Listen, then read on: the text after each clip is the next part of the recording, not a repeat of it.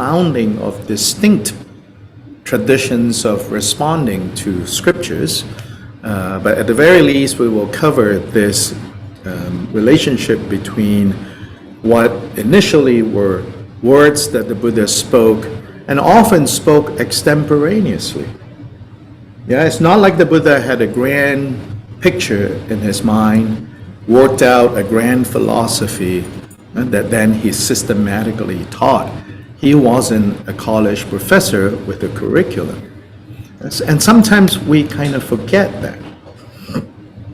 In part, we forget that because subsequent to the Buddha, the Buddhist tradition, the various Buddhisms, had a need to create philosophy out of what the Buddha taught, to elaborate on the implications of what the Buddha said, and then develop Buddhist philosophy, Buddhist metaphysics, Buddhist cosmology, Buddhist psychology, and so on and so forth, and to some extent, Buddhist social values, Buddhist politics. All of that are human beings responding to what the early community remembered what the Buddha taught. Yeah? So mainly tonight we're going to look at this process. And for me, it's not merely academic that we should know this. I think it also helps us to kind of place into context and historicize, and therefore not become, in my opinion, dogmatic about what we now are receiving as scripture. Often this is invisible, right? In typical kind of Dharma center presentations of Buddhism, this process is invisible because, right, like any faith communities, Buddhists also make truth claims. But these truth claims, I'm not saying that they're not untrue, but these truth claims have a particular process of developing over time. And so now we are sort of like going backstage to see what's going on. But that should not take away from enjoying the show, so to say. There are still, good shows and bad shows. Actors that can act and inspire, and then actors that, I don't know. Right? So even as we learn what's going on in the backstage, right? Even as we learn more about the investment that goes into the production, it should not necessarily take away at all from enjoying the play. But I feel that the more we understand what is happening in the background, the more we can know about the play and what kind of take-home that we can skillfully take from that play, from the program, so to say. So sometimes people think, this is just so academic. But I'm very grateful, actually, to my academic training. I have my traditional side, so to say, quote unquote, that side of the training. But I'm very grateful to my academic training because I think that really allowed me, at least, to be able to kind of better respond to Buddhism's truth claims, but in a way that I feel need not diminish other people's truth claims and need not reduce other people's claims to my set of truth claims that I've adopted. And so I think that's important. As humanity becomes smaller and smaller because of everything that is going on, I think the problem is not that we cannot see how we are all one. And often that's said to be the problem. Why can't we see that we are all the same? I would submit that maybe it's the other way. Why can't we see that we are different and not be threatened by difference? So I'm not actually that interested in showing that it's all one. Some of you who have known me for a while, you know, I always make fun of these, you know, bumper stickers that say all one, you know. Well, all one, can I have your car? No. Yeah, so I think the fact of that we are all so similar, I mean, it's almost like, isn't that obvious? Right? You breathe, I breathe. You know, you eat, I eat.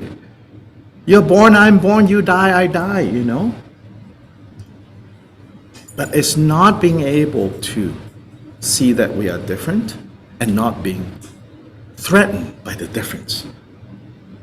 That is what's crowding out our life on this earth at this point in history.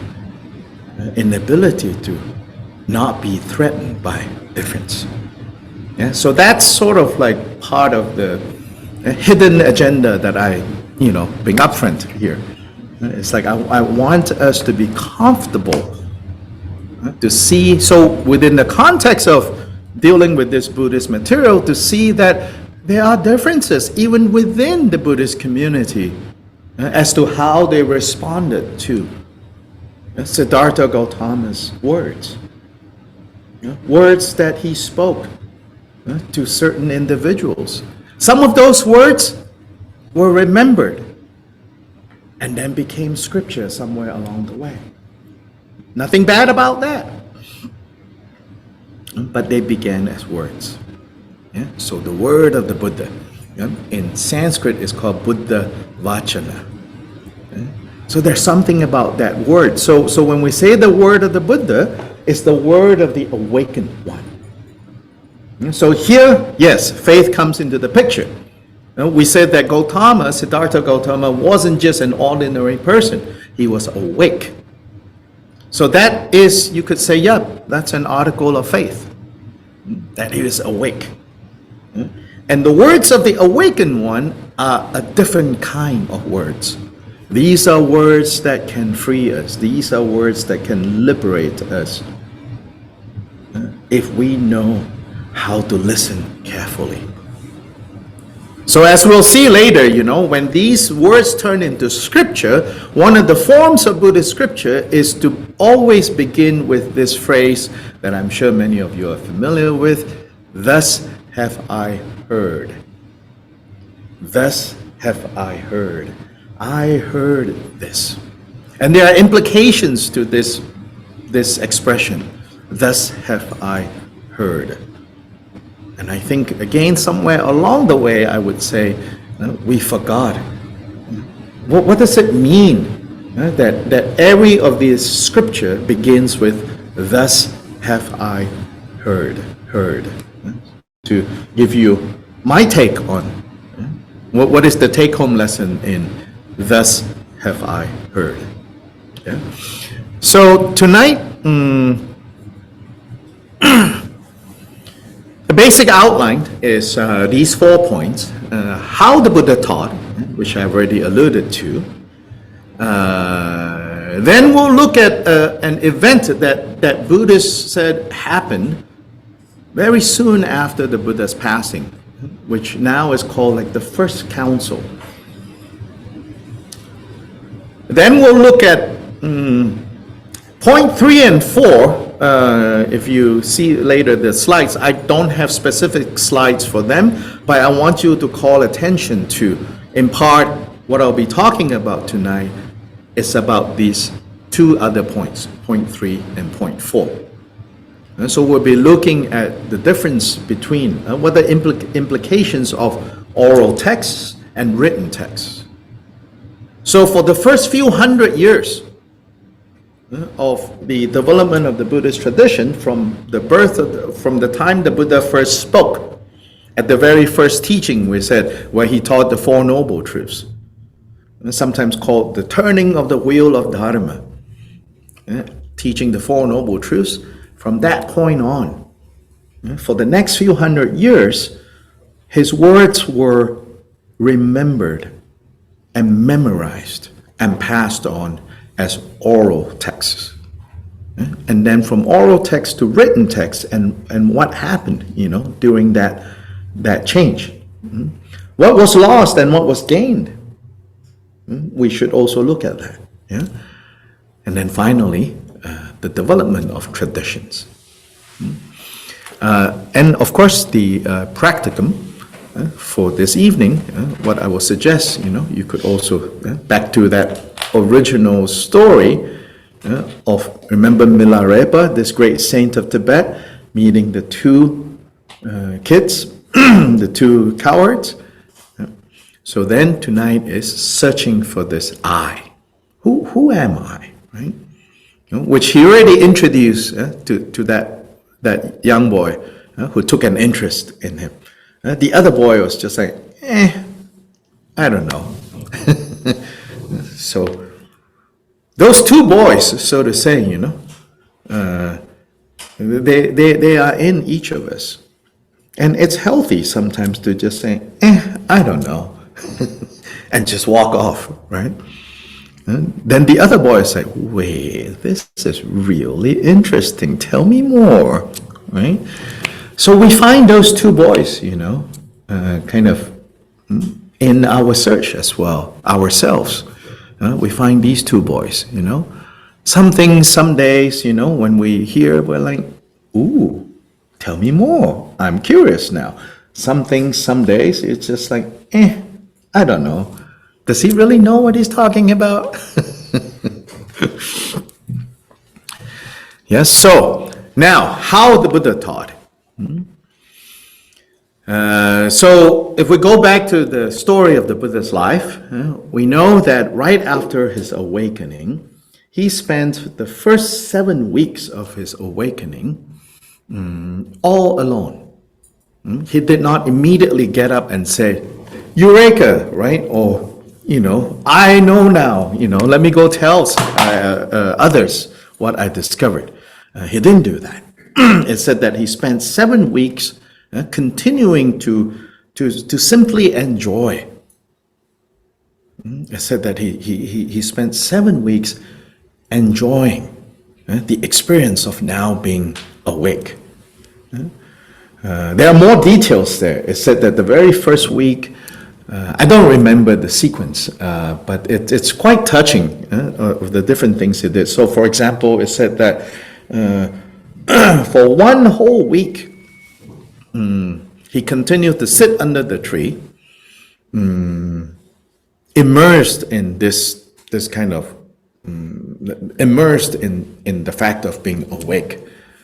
And it said that it was a monsoon season, and so the great rains came, and there was a big serpent that crept out of the ground during this time. And because of the rain and the wetness and all of that, this serpent, is said that a gigantic serpent curled its body around the Buddha. And then its big head was like an umbrella, a hood. So you'll see representations of Buddha statues like that. And it said that this snake has like 5 heads, 5 or 6 sometimes. So this is said to be his senses. His 5 senses are now tamed. Normally a snake of that size is looking for things to eat. But now this snake with the 5 heads is shielding him, right? And also cooling him down, because the monsoon season is not only wet, it's also cold, warm, hot, muggy. The snake is cooling him down. For another week, it's said that he stood up and he stood in front of the tree where he achieved awakening. And henceforth that tree is now known as the awakening tree, the Bodhi tree. It said that he stood in front of the tree and gazed at the tree with a tremendous sense of gratitude to the tree. That he just stood there and gazed at it. It said that he gazed at the tree with loving kindness for 1 week. Then another week he walked back and forth pacing in walking meditation for a whole week. So different things. So today, if you go to this place in India called Bodh Gaya, in fact, His Holiness the Dalai Lama just finished a series of teachings there. Lots of people came, after a few years of the pandemic. Those winter teachings did not happen, but this is the first time since the pandemic. Lots of people came.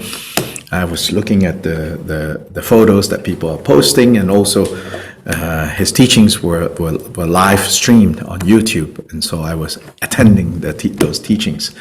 Around Bodh Gaya, the different places marking those 7 weeks.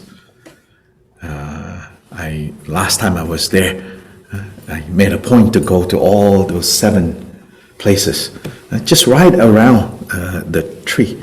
The tree that is there now, although many believe to have been the tree, but probably not. It was related to the original tree. During the time of King Ashoka, which is 200-300 years after the Buddha, the tree was still well and alive. And Ashoka is said that made a cutting, a graft and a cut, and sent it down to Sri Lanka, where his son was a monk. And part of his sending of the Buddhist teachings down south, the son took this cutting and planted in Sri Lanka. And it is said that when the tree in Bodh Gaya, the original tree, when it was destroyed, I don't know, they blame it on Ashoka's jealous wife. Who knows, whenever, right, historical sources blame some woman for having done something wrong, just be a little suspicious. Apparently Ashoka was so like enamored by the tree that the wife got jealous and so cut it down. Who knows? But it said that eventually they grafted the one that was in Sri Lanka and replanted, so it's a descendant of the original tree. So I digress. But point is, if you get a chance to go to Bodh Gaya, go see these 7 places. Very meaningful. So after 7 weeks, then he says, okay, now I'm ready to talk to others. So we already talked about last time we met, So the very first person, an ascetic that he met, so potential, ripe for someone, right, to receive his wisdom. And very strangely, and so probably it's a true story, it says that this person wasn't that impressed when he met the Buddha. What a downer, right, for the tradition. But nonetheless, it's there. This ascetic was like, who are you? He's like, I am awake. Okay. Ta-ta. And he walked away. So a failed encounter, right? So then it said he met, and in another case, he met 2 merchants. But these 2 merchants saw him and something clicked for them. In this case, he didn't really teach them anything. But they made an offering to him, food, that he accepted. And then they said, can you give us something for us to remember this connection? And it said that the Buddha, I think, gave some of his hair to them. So this is the beginnings of the tradition of relics. The Buddha's hair, the Buddha's teeth, the Buddha's nails, these became kind of potent connection to the Buddha. But his first teaching was given to the 5 monks, the 5 ascetics, that used to be his playmates and also royal guard that his father sent, right, to go bring him back when he escaped from the palace. But instead, these 5 royal guards, former playmates, he converted them, so to say, to not go back, But then when he started to eat again, they were disappointed. They thought, oh, he has given up on this spiritual quest. Because during that time, part of seriousness in spiritual quest is to deny yourself. So there is this idea that you need to deny yourself. But ultimately, after trying that, the Buddha turned away from the idea of self-denial or self-mortification. And this will have implications on later on. Even though there are Buddhist practices that might look to us like self-denial or self-mortification, the rationale is not about self-denial. It's something else. Yeah? So we'll look at that in future lectures. So here, when he went to see these 5 former playmates and royal guard, he taught the 4 noble truths, and this event is known as the turning of the wheel of Dharma.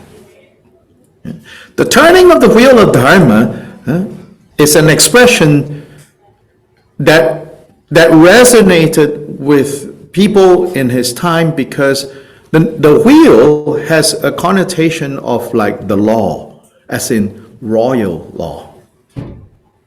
And so people recognize the wheel as a symbol of royal authority. But here, borrowing this symbolism, this potent symbolism of royal authority, the Buddha says, what I'm telling you it's even more significant than royal authority, which is the authority of what? Authority of nature. Things as they are. What I am showing you, what I am teaching you, what I am telling you is, you could say, natural law. So that's the 4 noble truths. Yes? Question?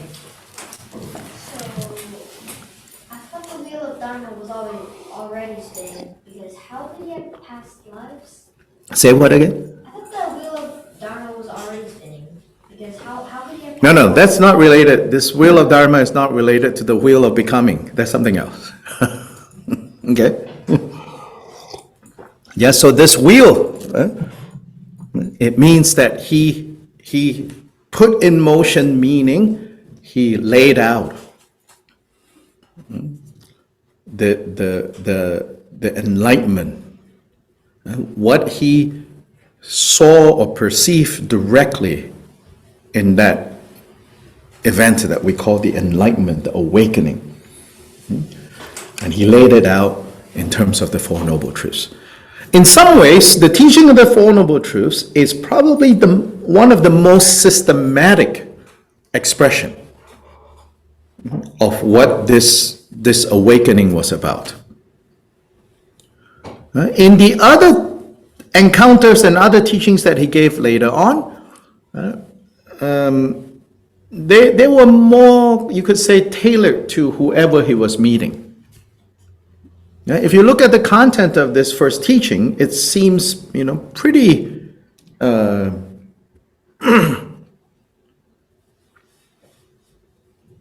what's the word I want to use? It's presented in a very systematic way. Yeah.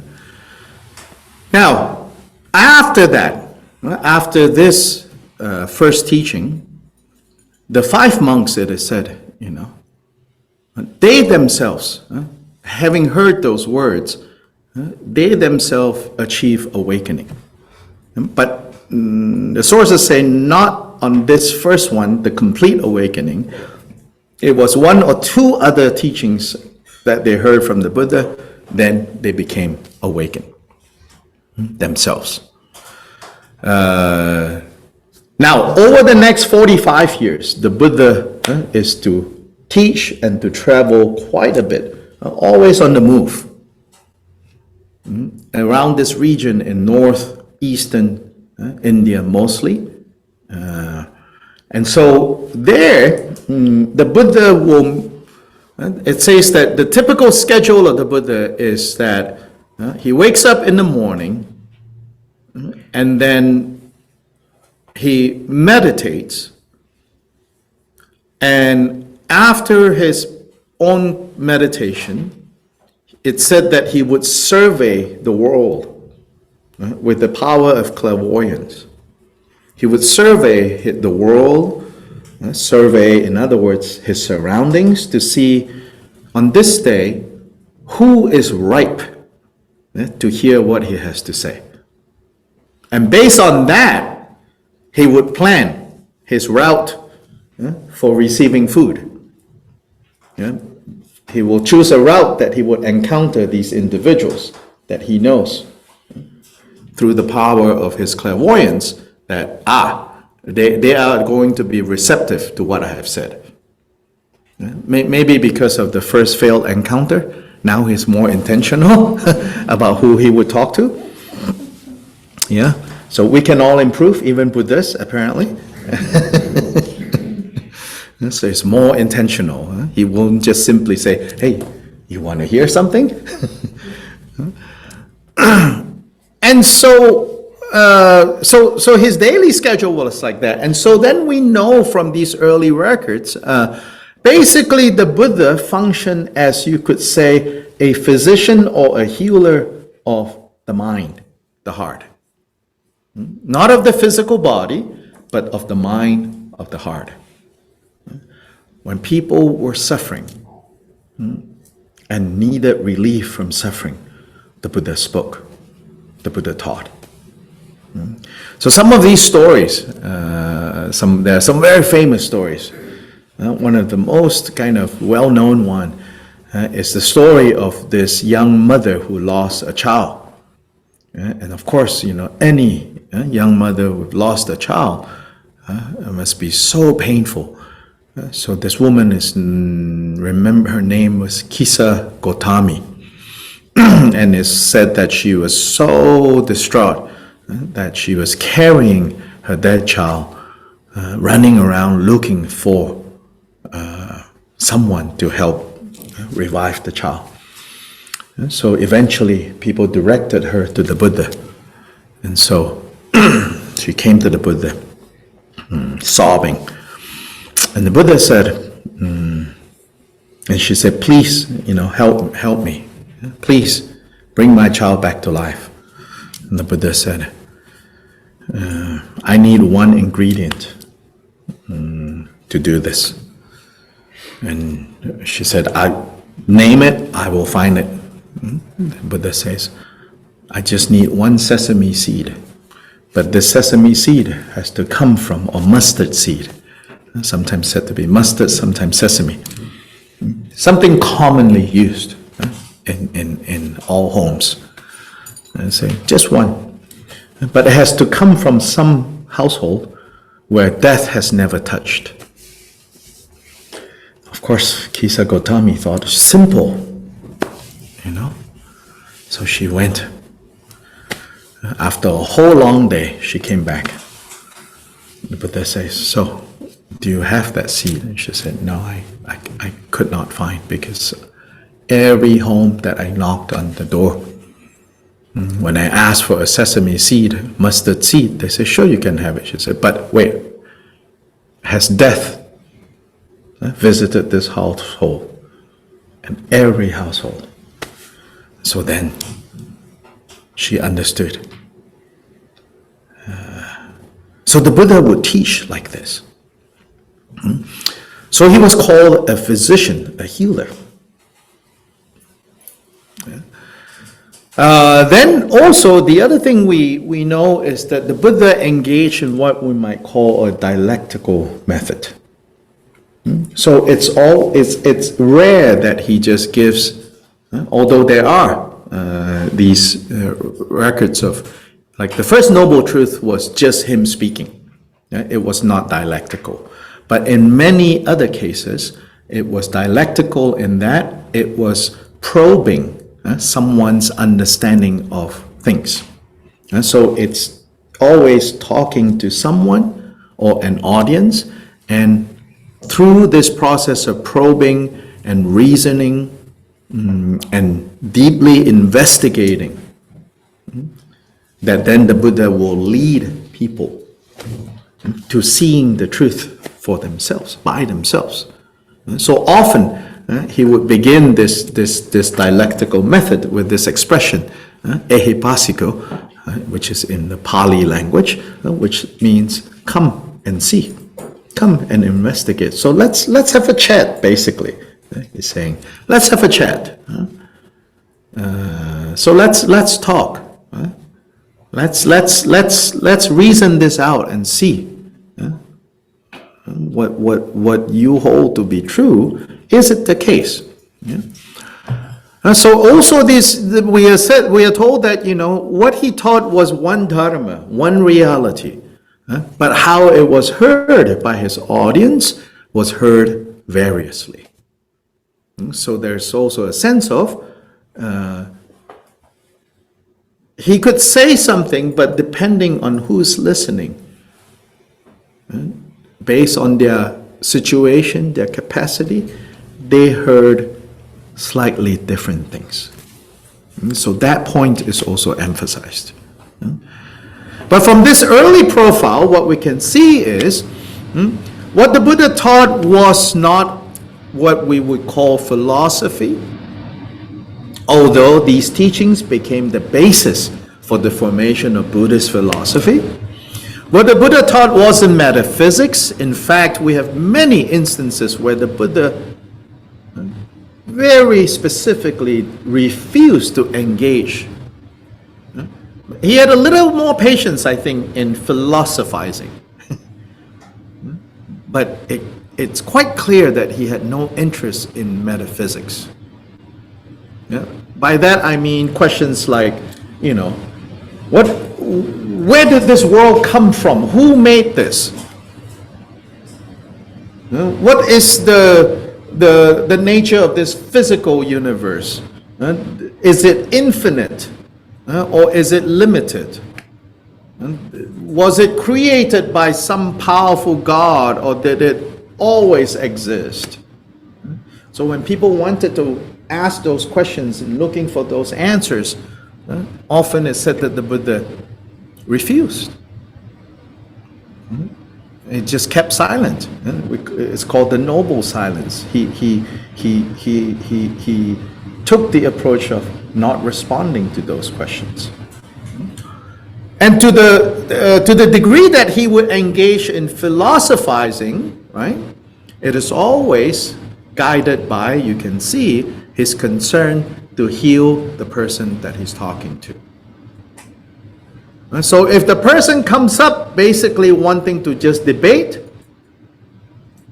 he did not engage in that.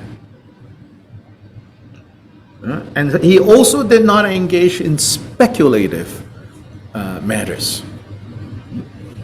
And he also, in this early profile that we have, he also did not use things, use his authority and say, trust me, I'm awake, so I know. Yeah, so when he taught about past lifetimes, future lifetimes, about the process of karma extending over many lifetimes, right? When people questioned him and said, well, I don't know, is it like that? You don't see him saying, you know what? I have seen it, so I know it's true, so you should trust me. Instead, he would say, now, let's think through this. Let's walk through this together. If you say that there's no past lives and no future lives, and this is the only life, what are the consequences of holding such a belief? And so he would try to use reasoning to say, the reason I said is this way is because it has implications on how we live now, how we conduct ourselves now. So another place that we can see, like what sort of teacher he was, how he taught, and how he interacted with people can be found in a short teaching he gave about right speech. Unfortunately, I lost the exact quote I was looking for. So I'm trying to remember this. So with the right speech, right, he in a very short teaching he gave, he said, when we speak, especially in matters of like spiritual instruction, especially in that context, but to be extended to other areas of our speech. He says, first of all, do you know that what you are saying to be true or not true? If you know to be true, good. Now, one criteria, check. True or not true? If yourself, you know it to be not true, don't say it. If you are not sure, in that teaching, it doesn't say what you should do. But from other places, you can say, he says, if you are not sure, then you better say you're not sure. Don't teach it as if you yourself. Don't pass it on as if you yourself. No. So he says, first criteria, true or not true? True. Good. But that's not the only concern. Now, timely or not timely? Is it the right time, even if it is true? That's another concern. Then, another concern. So let's say timely, you know to be timely. Okay, now, helpful or not? Helpful or not? Meaning, is it going to help this person find a way to free themselves from anguish and suffering? Is it going to help them discover how to produce happiness? That's the meaning of helpful or not. True or not, timely or not, helpful or not. Then another concern, do you know how to say it in a way that can be helpful? And so he says, those are the criteria of good speech. And you can see that in his life, he also, whenever he taught, is based on that. So the Buddha basically, gave teachings according to what the person that he was talking to needed. He did not have an agenda of presenting the truth. He did not conduct classes, every day and say, okay, lecture 1, today we're going to cover these subjects in order for you to be good Buddhists. And then tomorrow we'll cover the subject of that.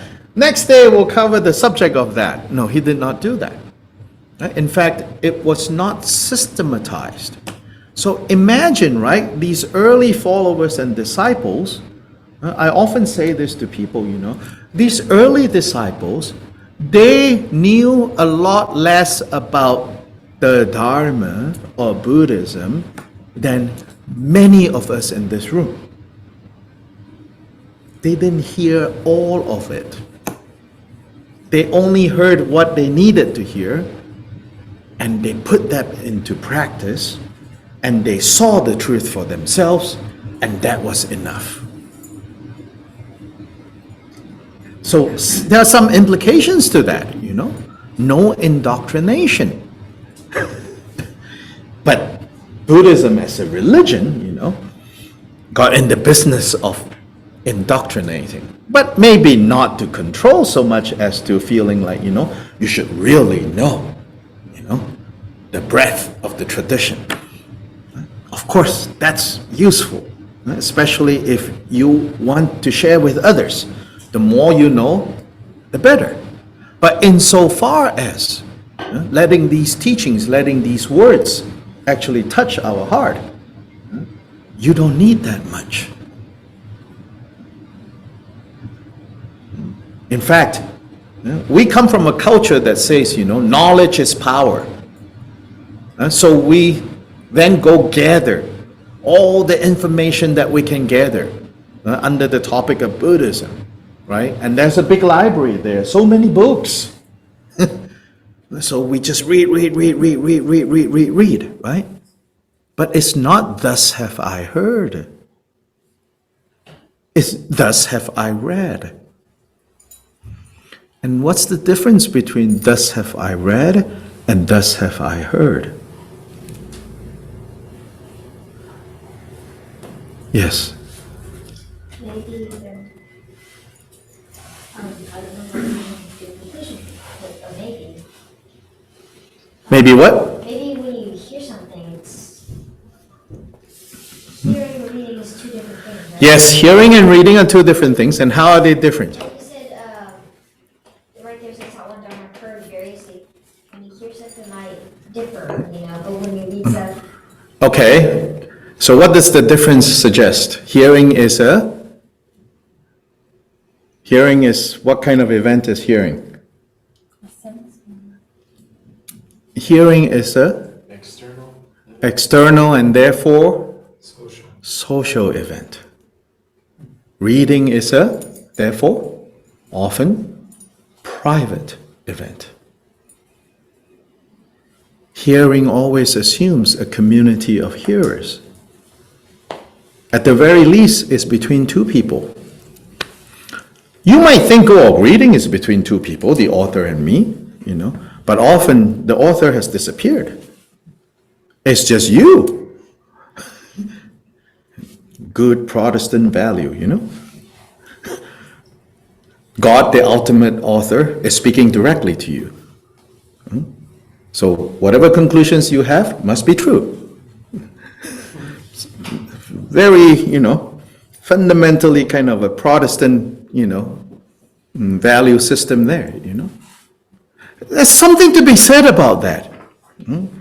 Especially if the weight of tradition is so heavy, right? You have to cast that off and say, no, I just directly, right? There's something to be said about that. But at the same time, what is lost is the social. Tradition is about social, right? As much as the burden of tradition can be a dead weight, but let's not throw it out completely and forget that tradition, the fact that it became a tradition is because a majority of people found it useful and agreed to it. So there's something to be said about that too. And the fact that it's thus have I heard, it means that it's always embedded within a practice community. That the Dharma, these words, for until the 20th century, I would say, most of Dharma that was transmitted within practice communities, not within communities of curiosity. Not within an Amazon community. Click, click, click, deliver it the next day. Or if you live in the city, this afternoon it will turn up. And then you just read, Question. Yes. I'm sorry, I'm getting lost somewhat here. Are you saying that hearing is some way more authentic? Is hearing somehow more authentic? Not necessarily. That's not the point I'm making. But the point I'm making is that the Buddhist tradition has always emphasized, thus have I heard, before thus have I read. So then I'm contrasting now to modes of learning. That reading is a more individualistic experience than hearing. In our context, especially. Therefore, more authentic. Not necessarily. It's just what is lost and what is gained. What is lost and what is gained when we primarily park ourselves, right, in one way or the other. But what did he mean when he said, thus have I heard? Oh, well, we'll get to that. Yes, that particular phrase where it comes from. Yes, yeah. And so the point is that now coming back, these were things heard, And so when you hear it, you have to hear it from another person. And so what are these persons? We're not talking about random persons now. We're talking about, more to the point here, the Dharma, the teachings, were always transmitted within practice communities. So one simple implication of that. Often these Dharma books that has the name of famous teachers in them, right? This teacher, that teacher, this teacher, that teacher. Doesn't matter what tradition of Buddhism, right? And often these are transcripts of oral teachings, and depending on the editor and the publisher, you can see traces of the orality of the text or not. And some people like one over the other. Right? So for example, a very famous book, Shunryu Suzuki. Some of you might know that book, Zen Mind, Beginner's Mind. Some of you might have read that book. So that's a good example, I think. If you read Zen Mind, Beginner's Mind, if you read it, right? So what began as teachings that Suzuki Roshi gave to a room of individuals that I think for the most part he knew who they were. That is something that maybe should not have been written down.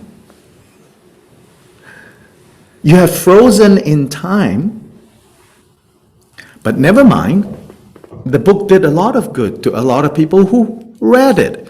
But we have to recognize that between Suzuki's extemporaneous teachings to a room full of people that for the most part sat with him, ate with him, cleaned with him, maybe even argued with him, but more importantly, they sat with him, they practiced with him. So now we pick up the book and we read it, and the book is very inspiring. Freedom, la la la, all of that, But what we don't see is, he was talking to a group of people who sat with him at least 8 hours a day. And then he talked about spontaneity. We read about spontaneity, not having sat for even 8 minutes, we want to be spontaneous.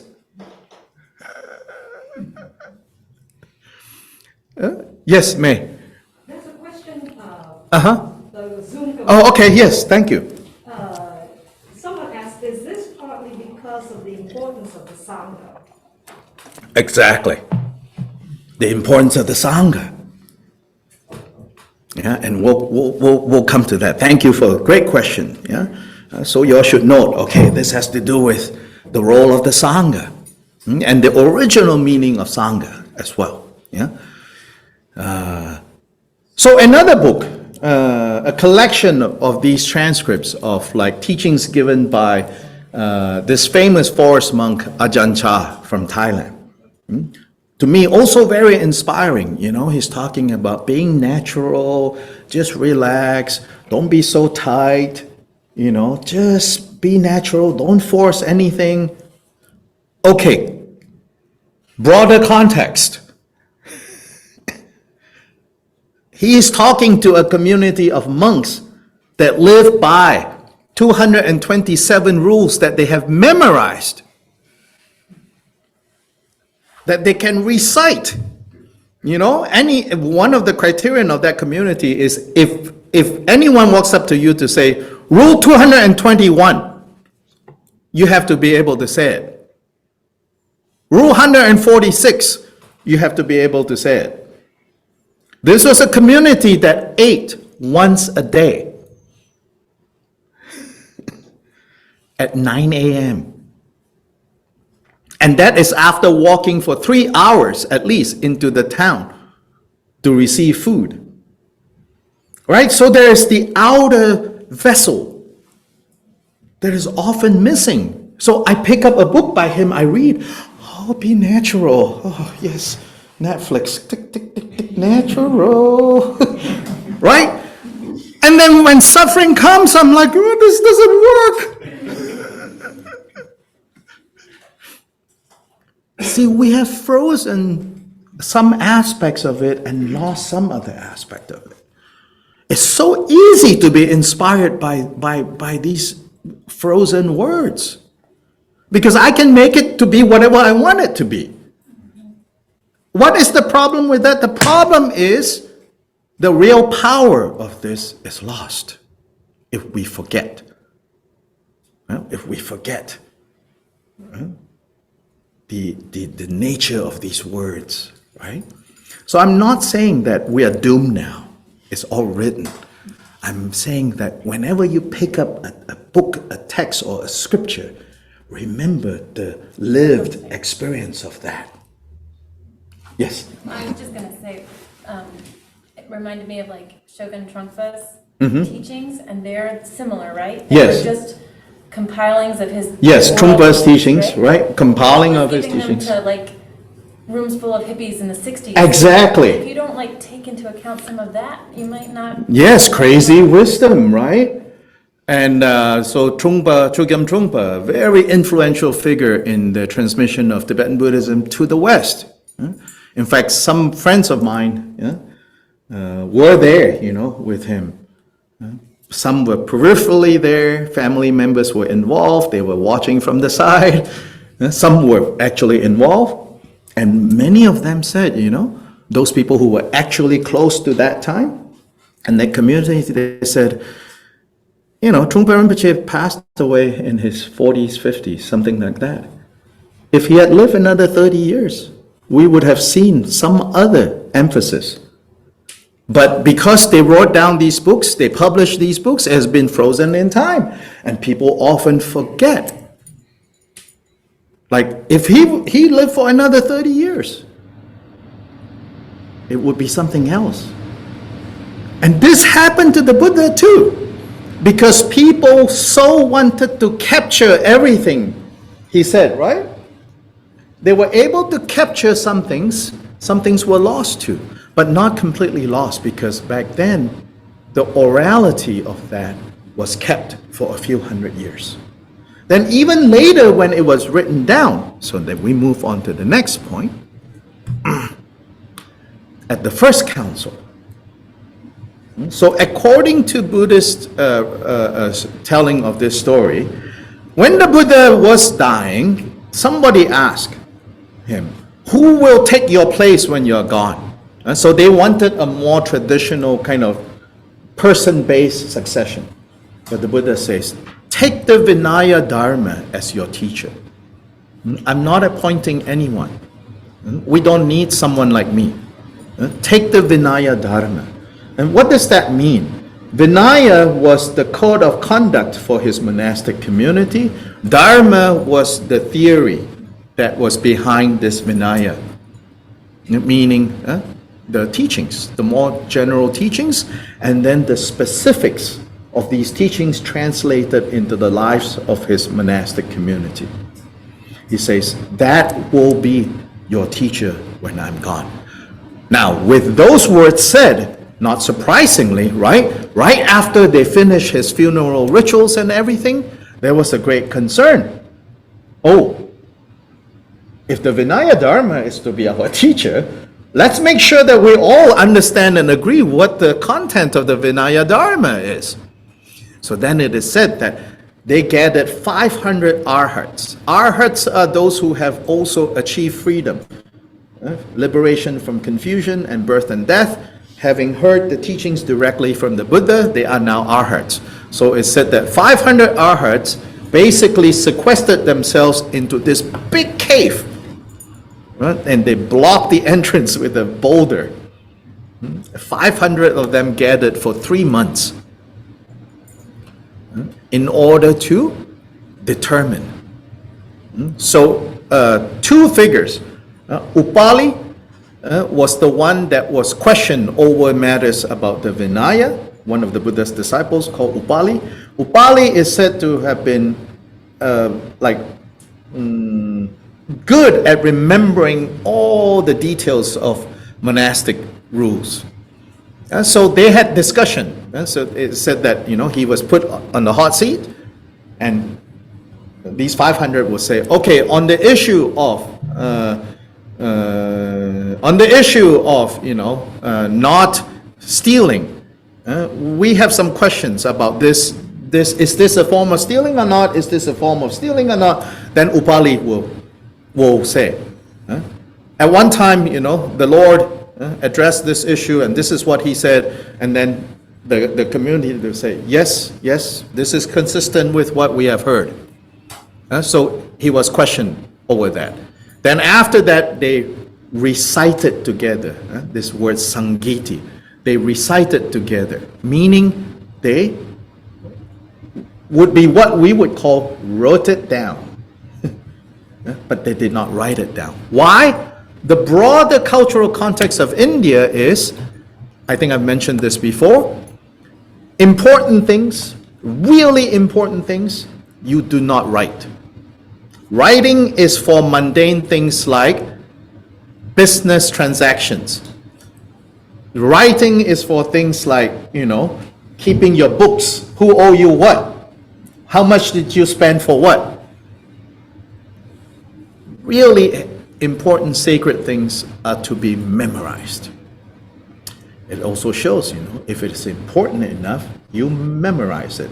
And because of that, the oral culture of India during the Buddha's time was highly developed. All these devices to memorize. And when you look at these texts that began as oral texts, they are very repetitive. So these early Buddhist texts, when you read the translation, sometimes you're like, oh gosh, this is really tedious. That's because that's part of the repetition.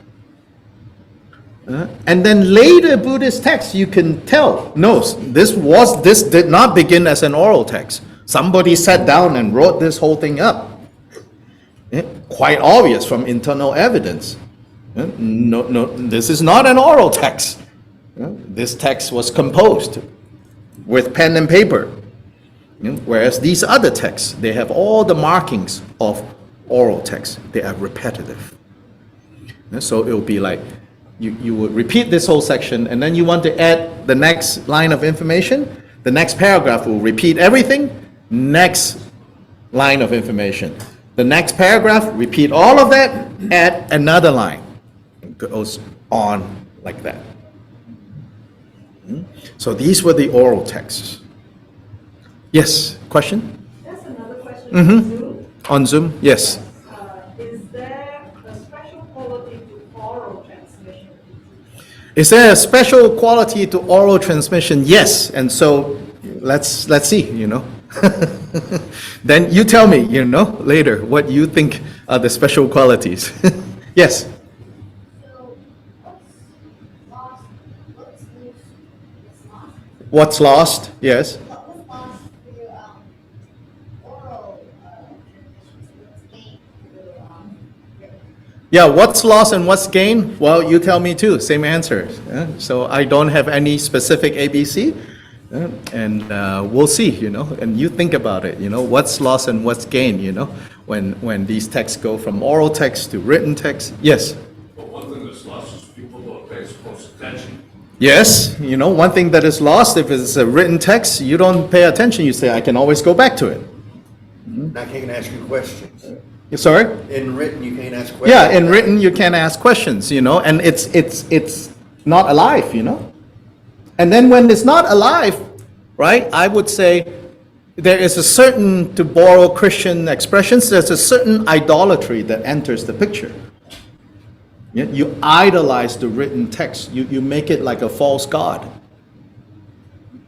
When it's not alive, you're like, oh, well, it says. Look at this comma. The comma is right here. And semicolon is over there.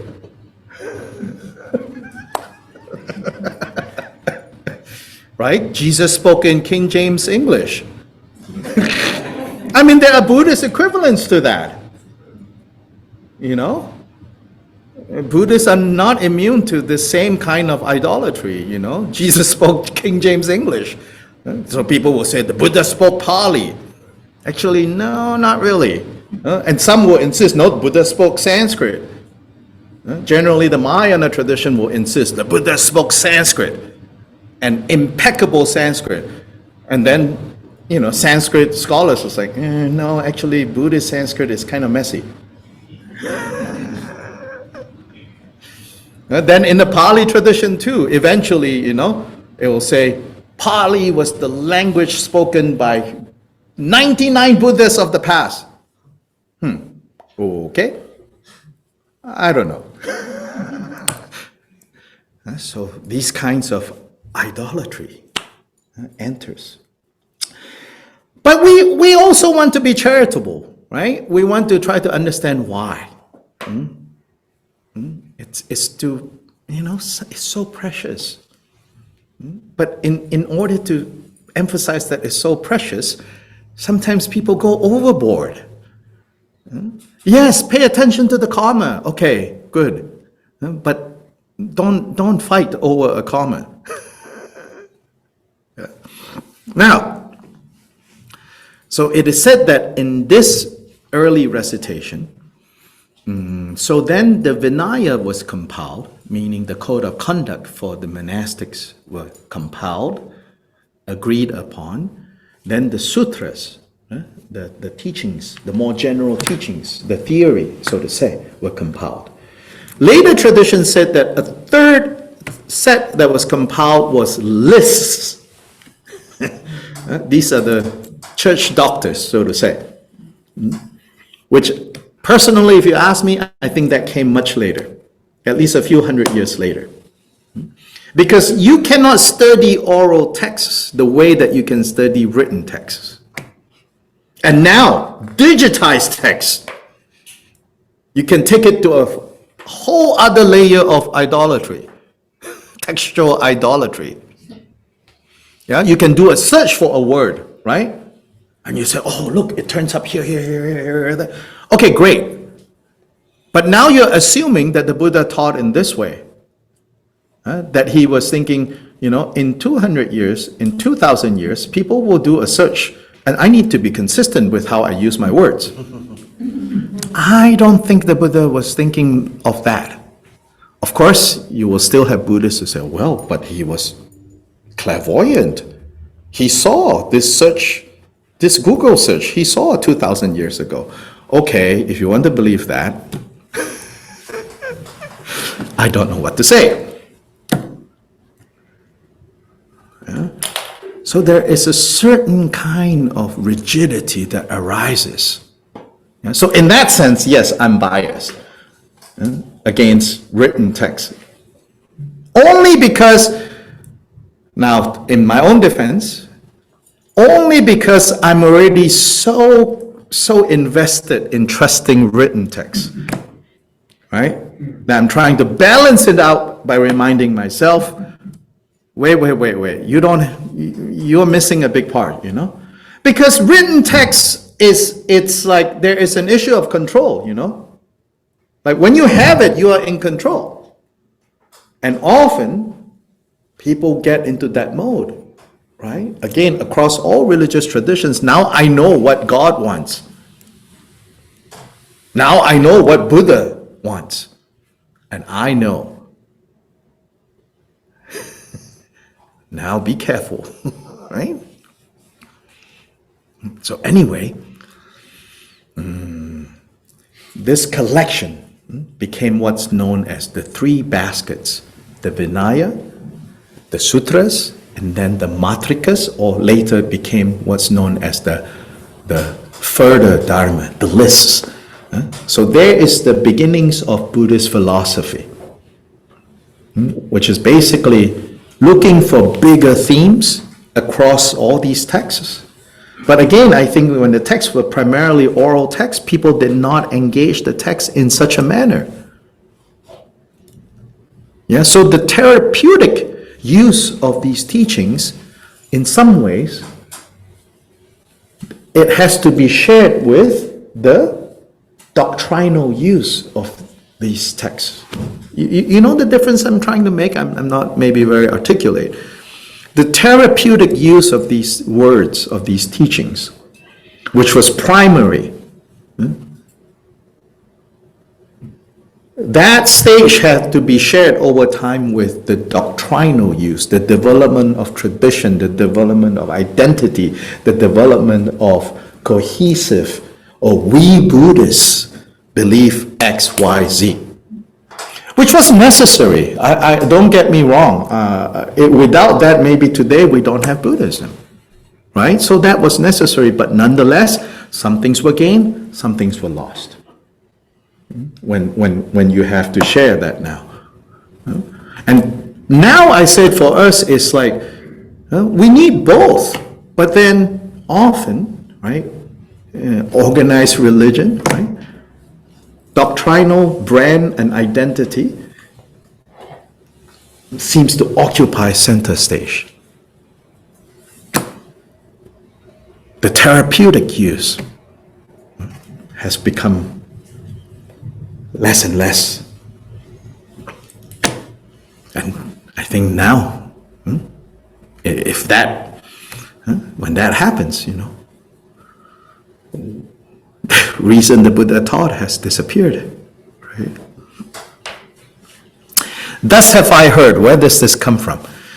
This is, when these texts were memorized, remember Ananda, and Ananda was the one who were questioned about the sutras. Upali was the one who was questioned about the monastic rules. Yeah? So Ananda was questioned about the sutras. So, thus have I heard is basically Ananda speaking. So right there it shows, that no, the Buddha did not write this down. In fact, the Buddha didn't even compile this oral text, but this is what we heard. Yeah? This is what we heard. Thus have I heard, thus have we heard. And also during this early period, there were professional Dharma reciters. Meaning, this body of oral text, okay, don't think that it's like disorganized. Nonetheless, there was organization of the text going on.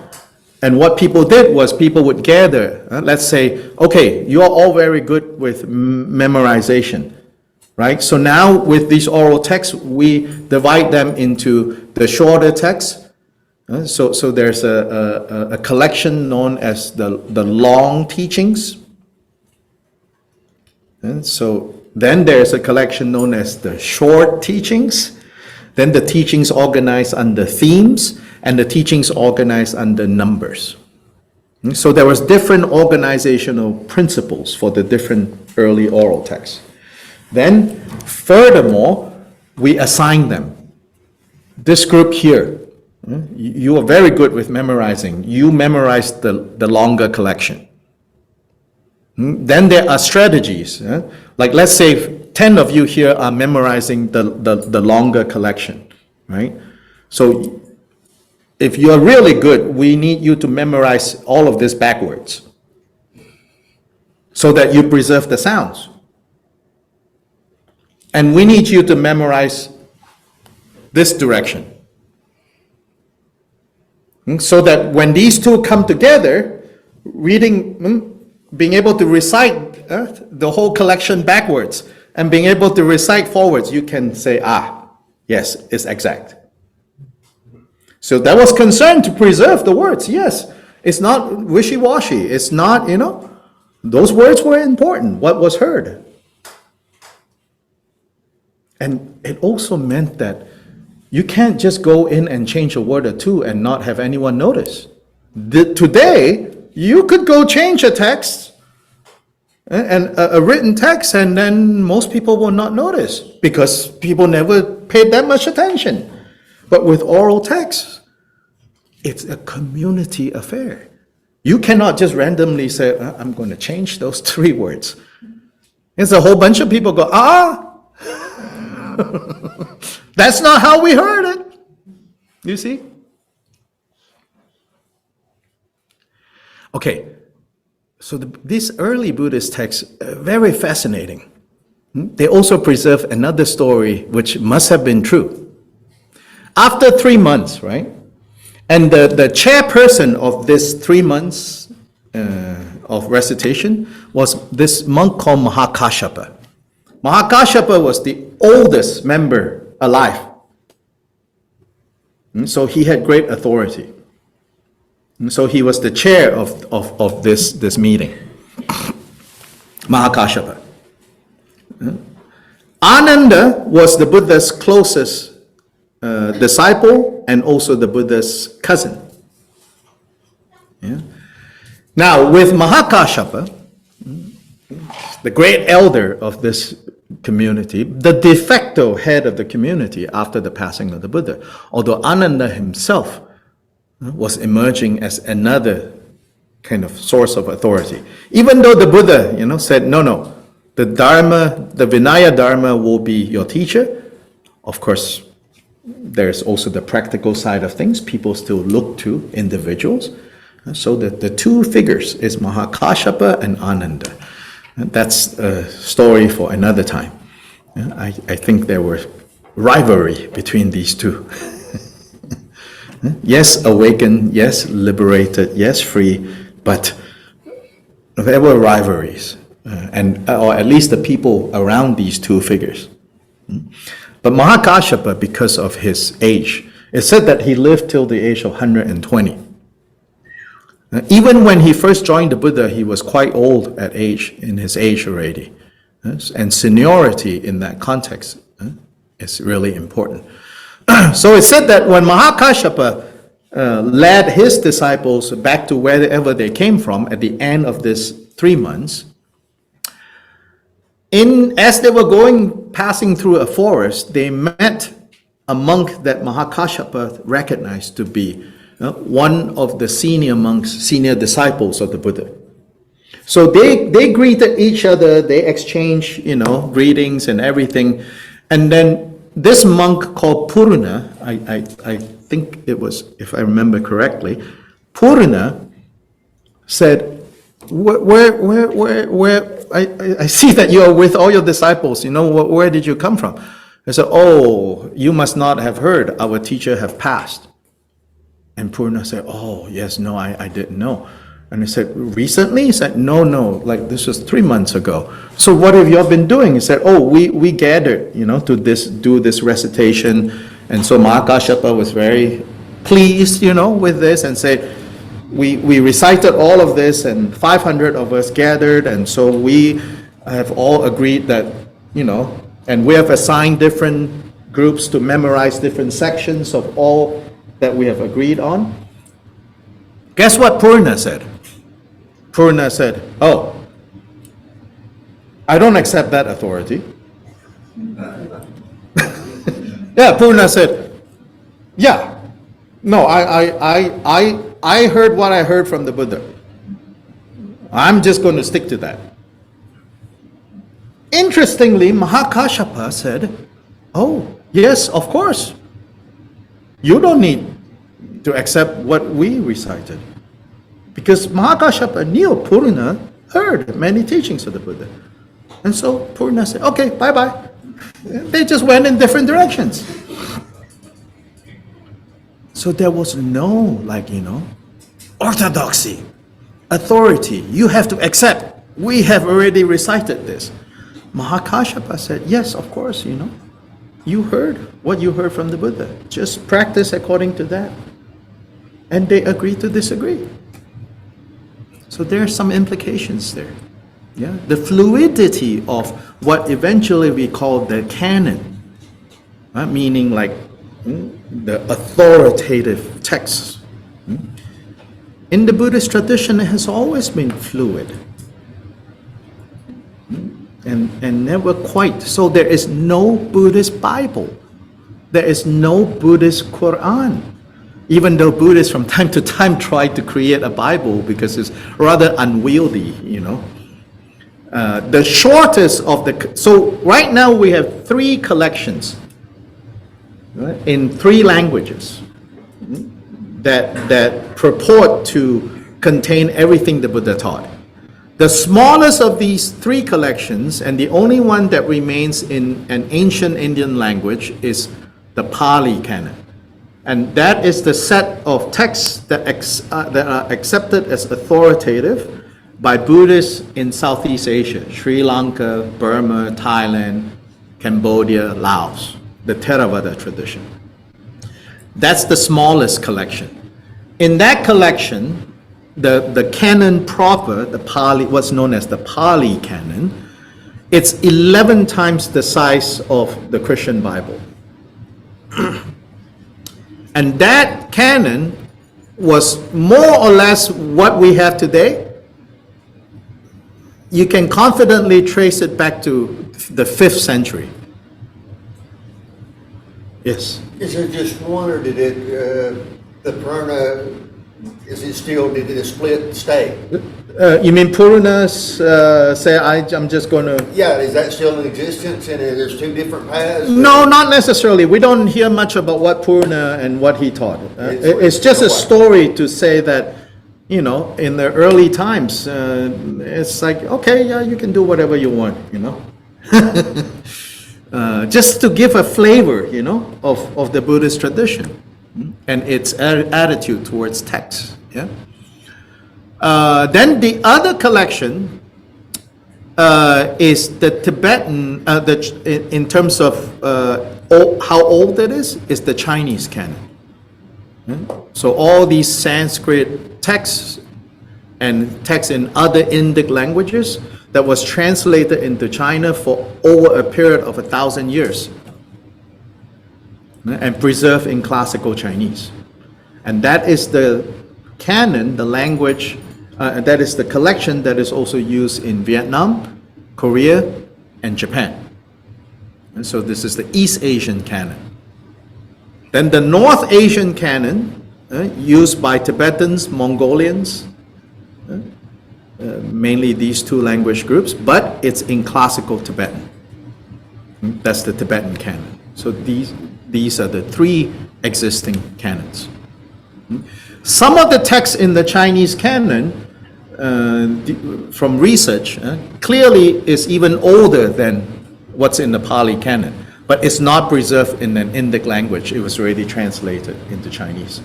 The Chinese are obsessive with historical records in ways that Indians don't care about historical records. Indians think time in such big terms, you know. What's January 24th, 1921, that's like absurd to even pay attention to details like that.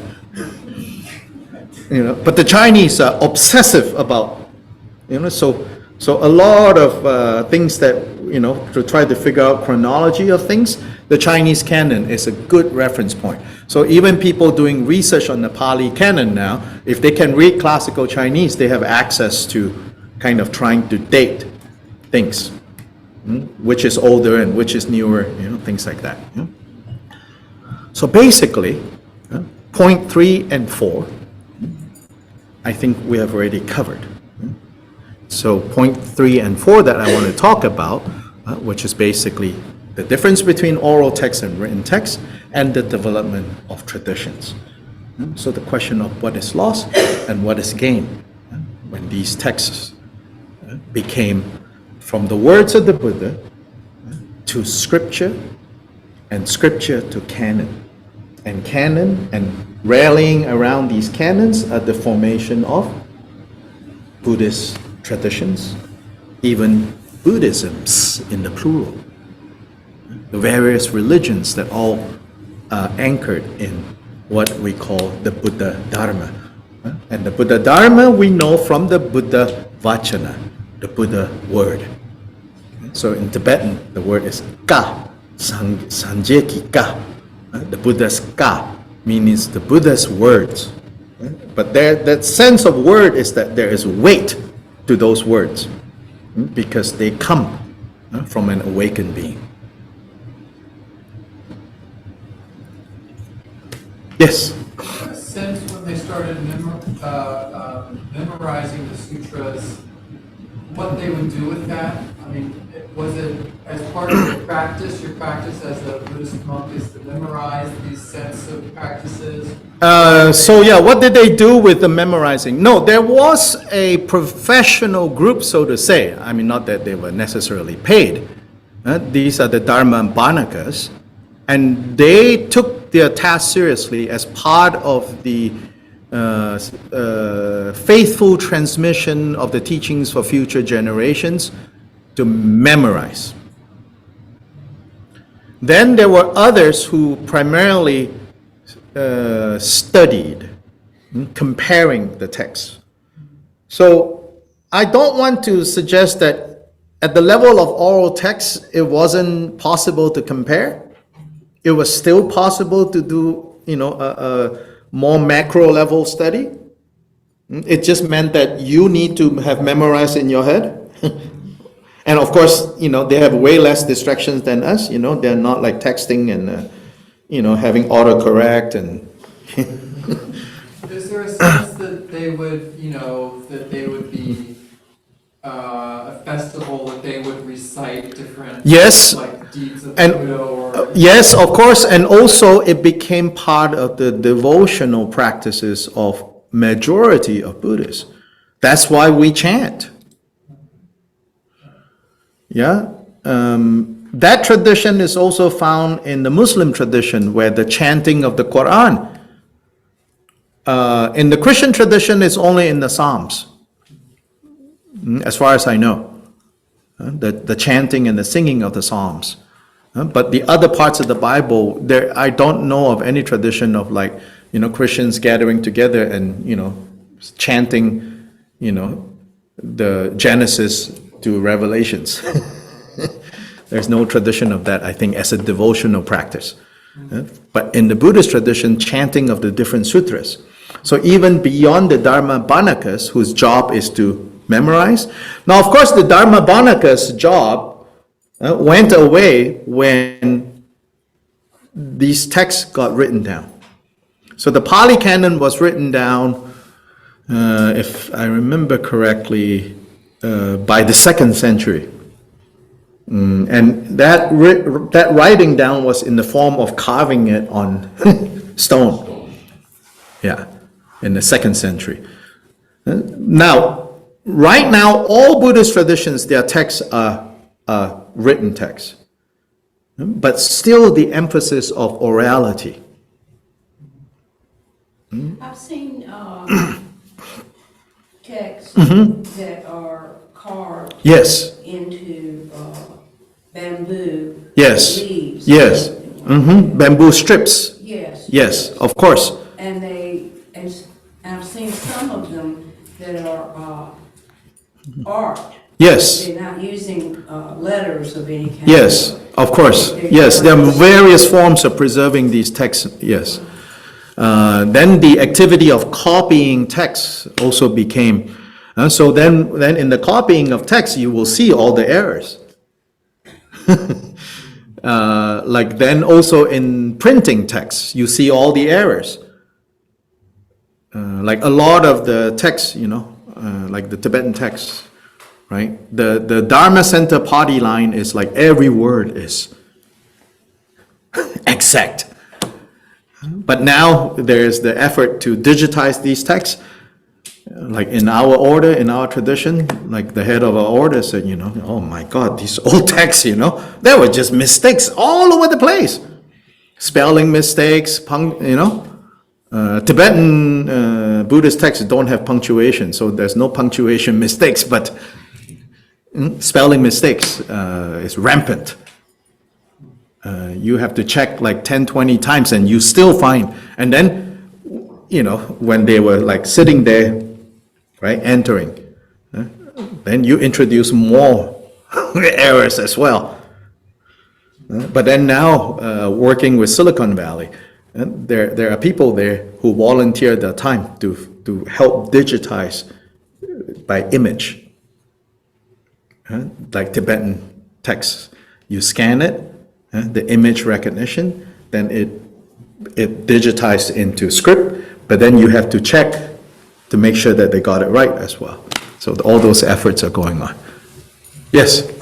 I have an observation and a few thoughts about the oral and written. The first thing I'd like to say is that in reading about these people and their capabilities of what they were able to do mentally, Yes. memorization, it's almost beyond comprehension. Yes. for us today. Yes. And even in my own lifetime, I've seen a tremendous erosion of people's ability to Absolutely. memorize and retain. Absolutely. And the reason I mention this is because that is a key difference between written and oral. Because the oral person has to have cultivated his mind and his memory. And Oh, yes. to remember. Yeah.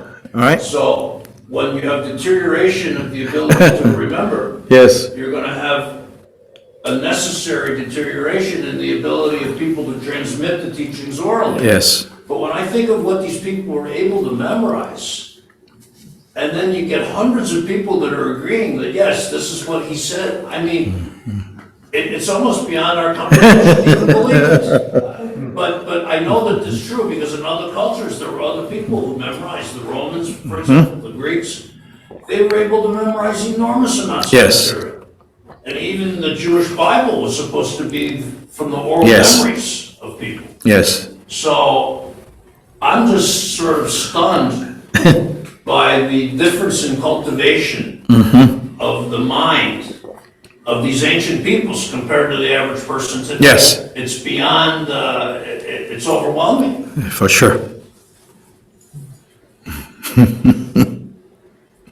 Maybe they didn't have dementia. Yeah. They didn't have television, that's for sure, and they didn't have anything digital either, so. So, now we'll reach 9 o'clock, but I do want to say something about the practicum side of things. This search for the I. I, me, mine. So, if we remember, the last time we met, the practicum was resting the mind. And the practicum before that was understanding what refuge is. And this follows from that encounter of Milarepa with the two cowherds, or particularly one of them. And so identifying what is a reliable refuge, that means a spiritual source that you can count on. So all religions have that. But here the emphasis is we rely on Buddha, not in the way that maybe people would rely on God, as in God will, kind of solve your existential problem for you if you trust God. Here, our reliance on Buddha is relying on having the confidence in it is possible for me to be awake, to be free of mental defilements, and to discover these innate qualities of kindness, of clarity, of patience, of generosity, that these qualities exist in us innately. And why and how do we know these qualities exist in us in an innate way? Is when we experience these qualities, it feels right. And then when we experience anger, jealousy, impatience, it's never comfortable.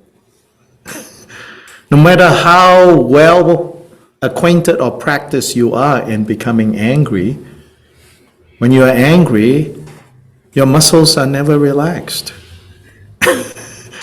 It's never a case of like, I'm so angry. Oh, nice. Those two things never exist in the same place, in the same moment, Maybe after you punch someone in the face, afterwards you're like, oh, that was good. But it's not the actual punching, it's not the actual anger, So the anger that caused you to punch, right? That's never comfortable. So that's not innate. Those are the mental defilements.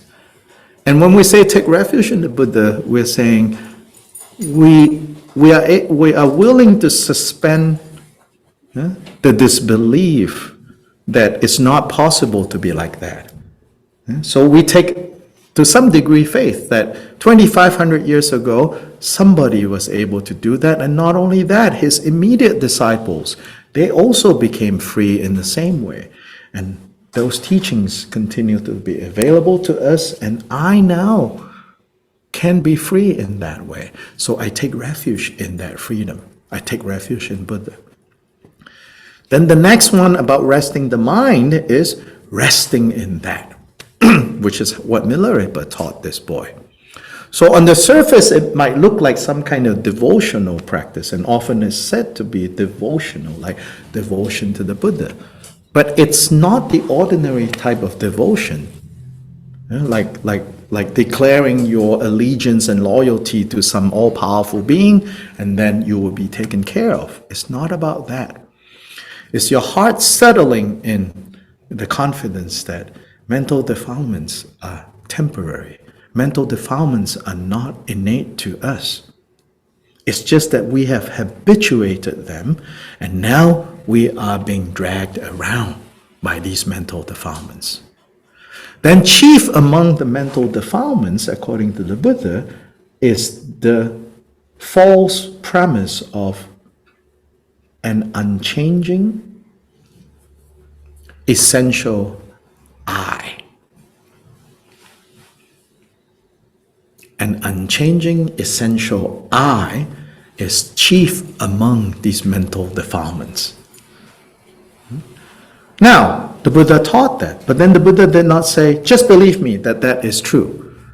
So the Buddha gave the method of, now let's look for this I, search for this I, which Milarepa already introduced to the boy and said, okay, mind. What is this thing called mind? Tell me what it is. So then the boy goes looking for it, right? So the boy already started to understand certain things about what's called the mind, or if you want to call it the heart. Or maybe you can even use the word soul, but don't put on it all sorts of qualities. Whatever word you want to use for this. So this I. Now, in Buddhist practice, when we talk about Buddhist meditation, one aspect of Buddhist meditation is to settle and to quiet the mind. But you settle and quiet it not by yelling at it, right? Serenity now, if you know the reference, right? That's not going to work. But rather a settling, and in this case proposing that the settling be settling it on Buddha. Not the person Buddha necessarily, although the person is our reference point, but the possibility of becoming awake, that you can become yourself. Settle your mind like that. Now, then, don't just rest there, like, yes, I can be awake, Now, the actual work starts. So to be awake, to be free from this delusion of I need to search for this I. So, when is it that we feel very strongly about I? When is it? Can you think of the last time you felt very strongly about I? When you're in pain? When you're in pain, yes. Physical pain, mental pain, yes. Sir? Yes, when someone cuts in front of you on the road, immediately that I turns up very clearly. Yes. When you're in an argument with someone and you want to win, of course I exist. Where else? What about when you're painting a beautiful painting? When you're painting a beautiful painting, that's an interesting one. Do you experience I?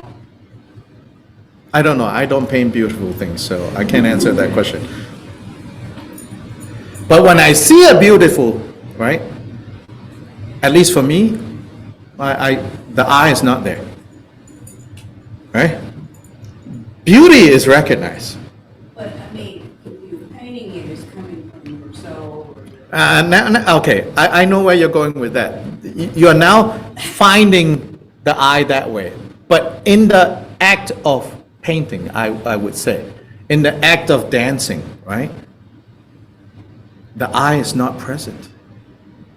Afterwards, you can say, oh, well, that came from, right? But that's what the Buddha would call speculative, right? But in the experience, right? Yes. Perhaps if while you're painting, you're thinking, oh, everyone's gonna think I'm so great because I created this right. amazing piece of art. And often I think artists will say when that comes, the creative process collapses. So in fact, when the I turns up, mischief turns up. Yes, from Zoom, yeah? Well, from Zoom, there are two comments. One person said sadness, Sadness, yes. and another person says when a family member triggers you. When a family member triggers you, yeah. I turns up, at Thanksgiving. Not only innocent turkeys, all these innocent eyes that got caught up in this holiday. Yes. The eye seems to make its ugly appearance Or just even appearance, very commonly in association with either the defilements or the eight worldly concerns. Yes, the defilements, the eight worldly concerns, all of that, So the I turns up when suffering is there. There's a close connection between suffering and I. Yeah, we're already starting to see that. But we forget, So now explore that close relationship between suffering and I. Again, not from a theoretical point of view, but lean into that experience. Why is it that this I turns up when suffering turns up? And then the stronger this suffering is, the stronger the I becomes. And the stronger the I becomes, the more the suffering increases. And then we can't seem to get out of it. All the other times that we are enjoying ourselves, even mundane enjoyments, the I is not obvious. Now, you could say, well, of course it's there. But that's because you want to believe that it's there. But in the actual experience, it's not there. It's almost like every time it turns up, it's taking away from the moment, so to say. Yeah, it takes away from the moment. The moment you become self-conscious,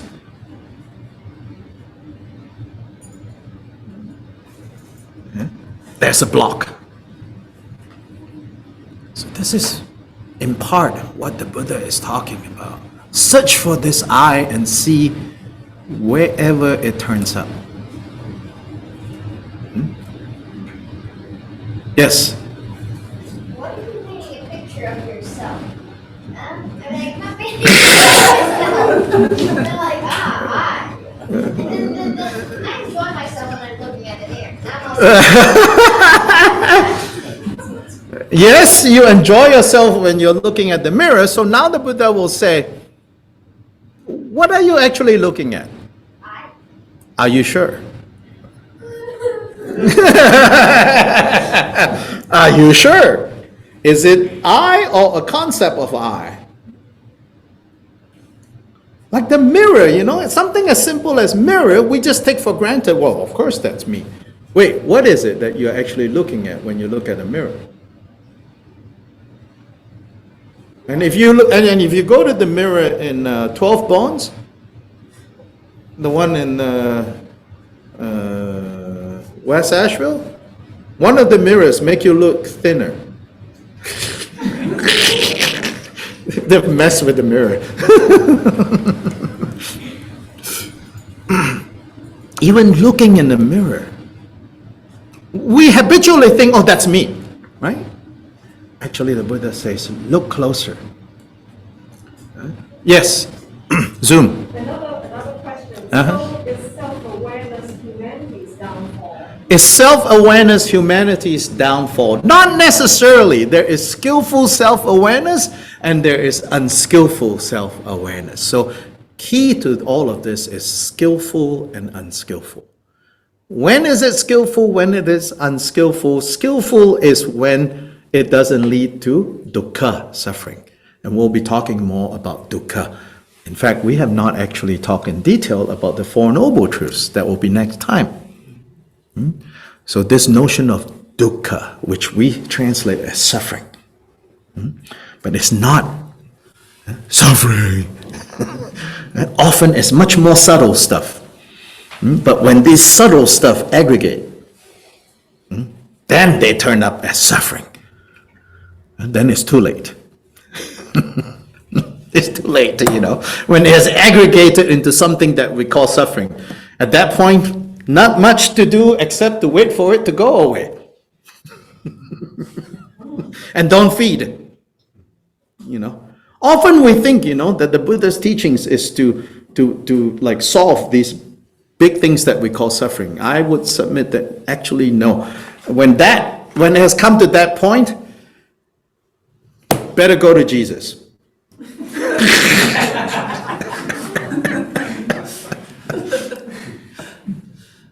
No, really, there's something very powerful about, someone who loves you unconditionally, and you get some kind of mental relief from that. And so Buddhists, of course, have our versions of Jesus. We have Tara, we have this, we have that.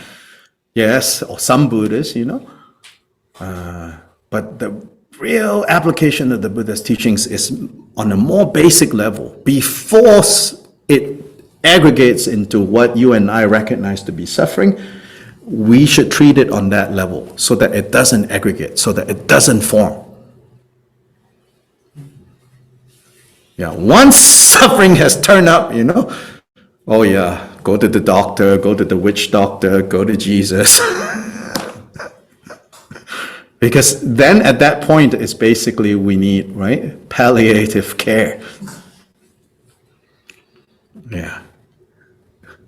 Spiritual palliative care. You have to ease the pain.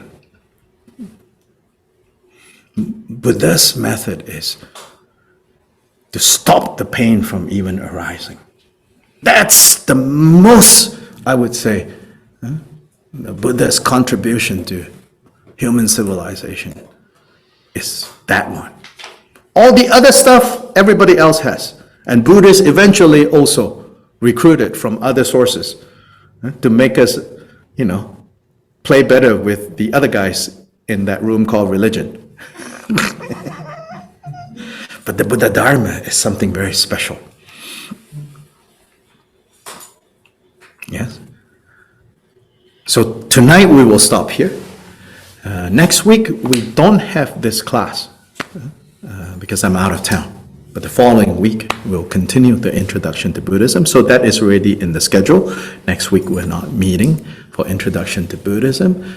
Is Urban Dharma meeting? Do we know? So Urban Dharma is meeting for its regular open Sangha. So actually a good time to come and maybe talk about some of these things. I won't be here, but we have some of our long-time members here that will facilitate. So it will be, it will not be on Zoom, sorry. But here what we'll do is first half an hour guided meditation, and then 15 minutes of snacking and drinking tea and catching up with each other, then 45 minutes of sharing and discussion. So if you're local, we will meet here next Thursday. Then for those of you who are not local, and then the rest of us also, the following week is when we continue in this series. Yeah. Yeah, that's it. We have some news, but maybe just here. With you guys, the rest of you, once we have websites set up and all of that, we'll give you more information. Some of you already know what I'm talking about. This has to do with the founding and development of a forest monastery down the road from here, in which Urban Dharma is one of the partners for this big project. But Nathan has an announcement. But I'll let the Zoom guys go. So, okay, ta-ta over there. Bye. Yes, yes. Yeah.